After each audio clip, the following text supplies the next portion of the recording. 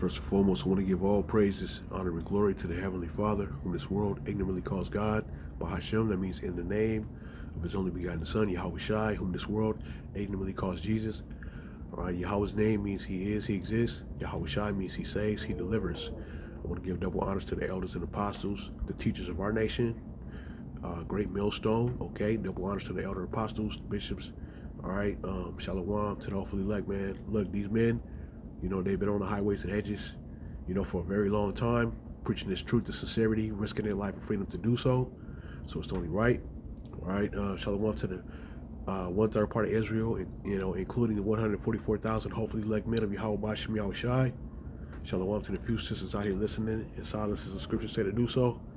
I'm your brother and your humble servant, Tasab Ben Yehoda, coming at you with a quick one in the spirit. I'm just going to bring out a couple precepts. This is the book of Obadiah, chapter 1, verse 18, and it reads, let me start at 17. But upon Mount Zion shall be deliverance. Right, so Mount Zion is the people before it's a place, right?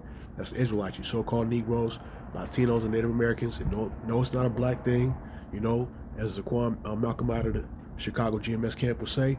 All right, because we go from, tawny, which is light skin, to swarthy, dark skin, right? And we do have Israelites who are scattered to the other nations, who look like those other nations, but their line can be traced back to the Israelites, all right? 12 tribes.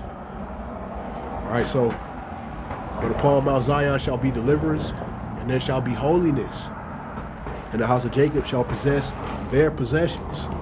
All right, so right now we don't possess our possessions. We're not in our homeland, none of that. So this is a future prophetic event that we're reading right here. Verse 18 says, "And the house of Jacob shall be a fire, and the house of Joseph a flame, and the house of Esau for stubble." Ooh. Okay, so you got Jacob shall be a fire. Our Jacob is who? Israel. That's the northern kingdom, and that does include the southern kingdom. All right. House of Joseph for flame, northern kingdom, right? It says in the house of Esau, so there's a separation.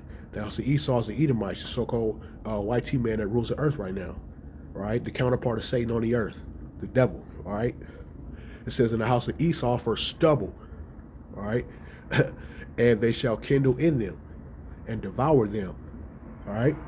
And there shall not be any remaining of the house of Esau, for Yahweh have spoken it. All right, so I could pretty much just stop right there, man. Like, but that's exactly what we're looking at. That's exactly what's going to happen. All right, so I got a precept to go with this. It's in a second book of Second Esdras, I believe 15. Let me get that. Second Esdras 15, 21 and 22. Let me read it. I'll begin at verse 20. It says, "Power says, I'm calling together all the kings of the earth to come from north, south, east, and west to turn back and restore what they have taken." So all these nations that have ever taken from, the true biblical Israelites, the descendants, they got to give everything back, all of it. It's not gonna come. It's not gonna come easy, all right? But it's gonna happen. Verse 21: "I will pay them back with the same harsh treatment they have always given to my chosen people." All right. So that harsh treatment that's been put on us Israelites, that same harsh treatment, hey, it's going to get paid back, man. Same way. It says, Yahweh says, "I will use my power, and there will be no mercy for sinners." You hear that? So these other nations, these heathen nations, especially the Edomites, the Heavenly Father says it's going to be no mercy. Right? So you Edomites have your fun. All right? Put your little uniforms on, do what you got to do. But the Heavenly Father, he said, what did he say right here? He says, "I will use my power, and there will be no mercy for sinners. I will put to death all who have murdered innocent people." All right? Period. That's it, man. I'll read verse 23. "My anger has become so fierce that fire has blazed out to burn up the foundations of the earth and to burn up sinners like straw." All right, so sinners are basically, in this instance, wrongdoers. In any instance, a sinner is a wrongdoer. All right, Esau should have known better, but he sold his birthright.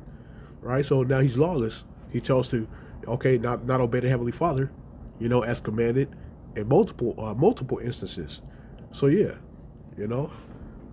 But for you 2/3, that side with Esau, that put on his uniforms and all that, and go and attack your own people. All right, the Heavenly Father, He got something for you, man. You know.